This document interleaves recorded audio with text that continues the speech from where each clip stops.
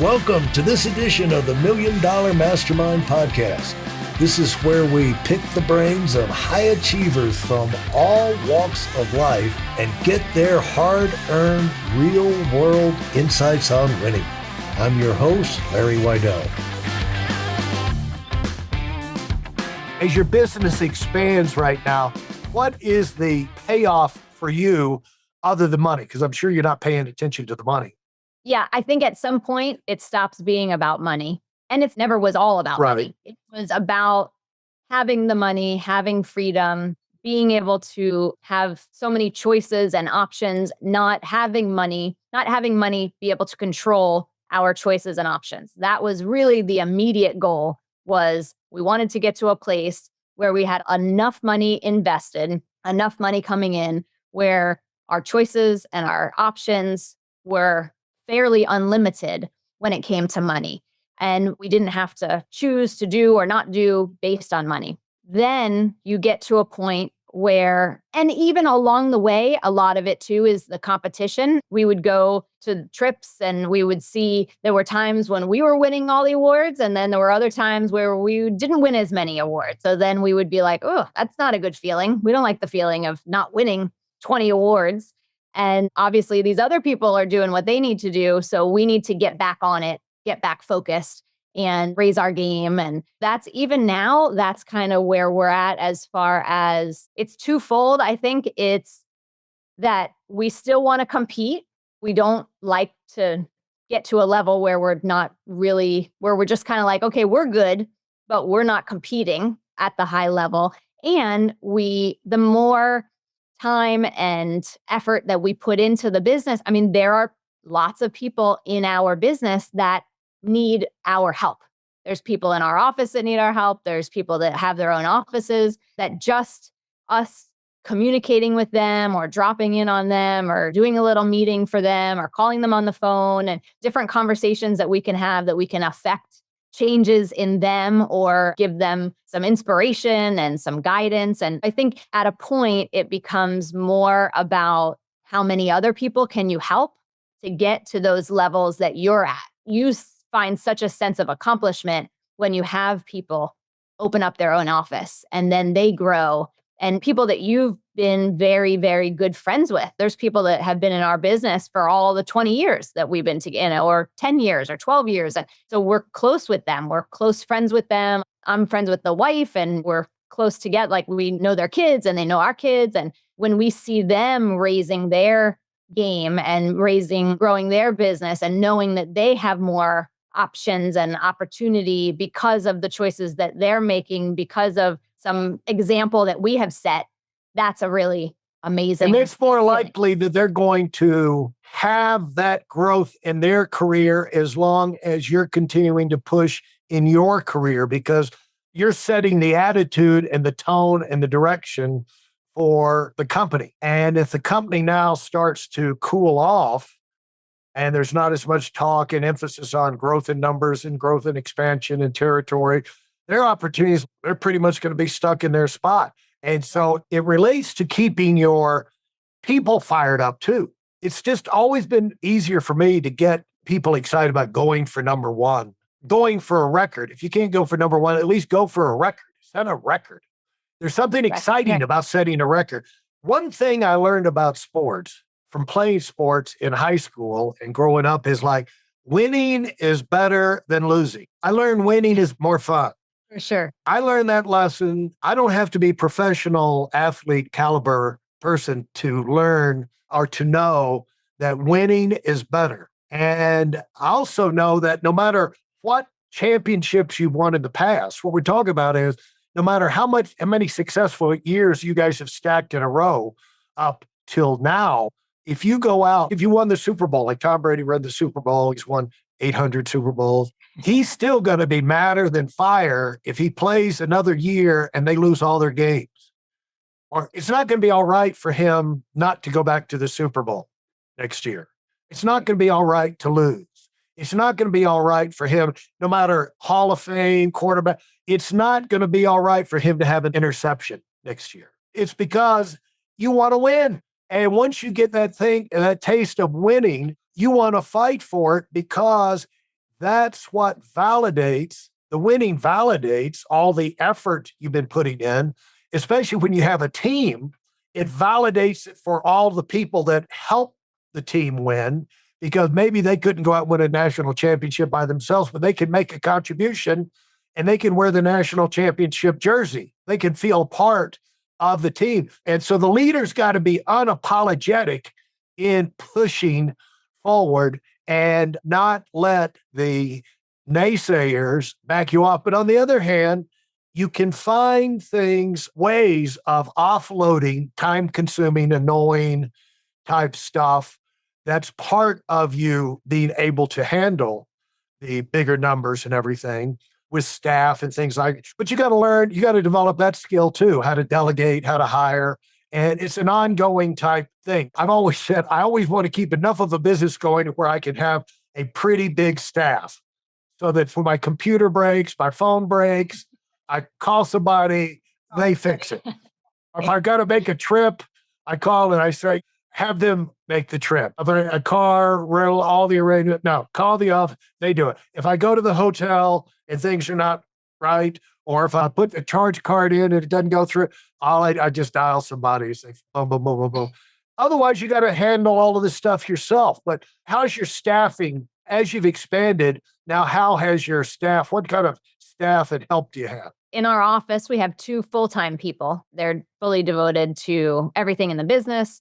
They handle everything in the office. Like you said, anything that we need, that anything goes wrong, any challenges we have, the client, and anytime clients call, any of that stuff is handled by our 2 office managers who are amazing, Vanessa and Audrey. Yeah. Give them a little shout out.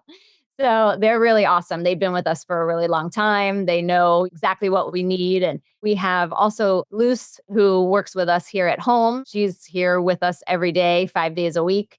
And she does everything at the house. She's amazing. She's been with us also 16, 17 years. We actually found her when we lived in the townhouse. Oh. She's like part of our family, but she handles everything at the house. She does all the groceries. She does all the errands, little errands and that kind of stuff. So she helps me a lot. Yeah. And so the thing is, you can always staff up as you're growing, and you'll know to do that when you get there. No one had to tell you about hiring. Was it loose? No one had to hire you. Tell you about that. It kind of comes to you, folks. So these things, as you're living the life, a lot of these light bulbs will go on. And the reason they're not going on now is maybe you don't need them. But your subconscious will turn on a switch in your mind when you need it, because you'll either have the answer or you'll know what question to ask to somebody to get the answer, to solve the problem, to keep moving forward. But what would you say to the people that are at a point in their life where they don't really need to keep pushing? What would you say to them as a last word? We'll wrap this up. Let's just talk about the ability to give out and help other people, the richness of being able to give back and help other people, not only make the trips you want, be able to support the causes you want, and do things like that only comes because you've kept pushing. You have this excess. You've created discretionary time, discretionary income, where you can now decide where the money's going to go, where your time is going to go, either personally to recharge as a family or to go out and get behind some of these people. You got doctors that fly to countries all over the world on their time off, week or two at a time, to do free surgery here and, really in all specialties. But they only can do that because the success they have that allows them that independence. So what would you say is a final thing? What is to you, the biggest advantage of continuing to keep this momentum? Because I know you guys have had a spectacular growth year in spite of the COVID and the quarantine. What is the advantage of, as you're looking at your business now after a huge growth year like you've had, and gives you the energy to want to keep that going? How would you explain that to people that are coming up the ladder? I would say that it's great to get to a level where you're good.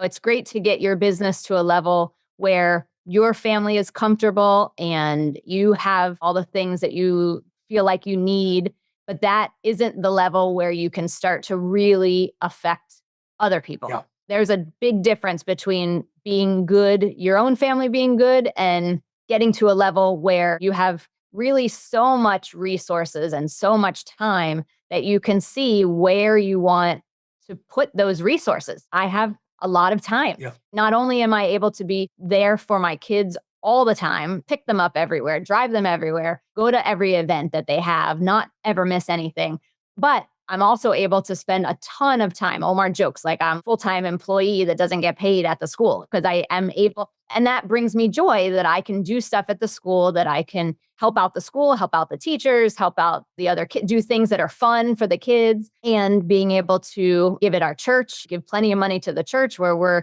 helping out different charities, and then also being able to have that time where we're able to continue to help develop other leaders. It's all part of being able to help not just your own family, but other families, because you really can't, until you get to a certain level, you can't really inspire anybody else. Right. You have to get to a level where where other people look at you like, wow, what you guys have done is really great. So if you're going to talk, I'm going to listen to you. Yeah. And I think that that's what keeps us going, is that we're at that point where it's fun to keep growing. It's fun to keep competing. We don't like to lose. Right. Like you said, winning is more fun than losing. So we want to keep winning, and we want to continue to be at a place where we're able to help other people, to inspire other people. When people need some support, and they can call us and we can walk them through how to get through the challenges they're going through. That's what keeps us going, I think. Yeah. And the thing is, it's just such a joy to inspire other people. And your past success, like people who have retired, they've been successful in business or whatever, and people know them. There's a certain inspiration of hearing them talk or meeting them in person. But like, let's just say golf. Jack Nicklaus was always very inspiring, even when he retired, when he couldn't play that much, more or less retired. He retired from the full schedule. But he wasn't nearly as inspiring as it was when in 1984, he played, I think it was 84, he played in the Masters and won the Masters at age 44. He inspired a whole lot more people when he actually went out there and he was red hot and playing. And so the thing is, when you're red hot, if you have this ability that you've developed that's made yourself successful, why not use it? That's what you're the best at. Pass that on. You earned the chance to be that good. Like you said, not just good in the sense of taking care of your family, but to really, when you can communicate things that people need to hear, you can be a difference maker. That is very rewarding. And that's why you see so many people that are successful giving back, looking for places where they can help, because it's just a real joy to be able to inspire other people and see them win and go out and have success after you've spent a little time with them. Of course, they get all the credit, but to have a chance to be a little part of that and just get up close and personal with that whole journey is just rewarding. And so many benefits of being, well, I'll say this, there's so many insane benefits from staying on the attack, continuing to knock down barriers, learn new skills, expand to where you've never been before, meet new people, new motivated people. But I just don't know of any advantages shuttering your doors and cooling off. If you have a car, you need to crank that sucker and go somewhere.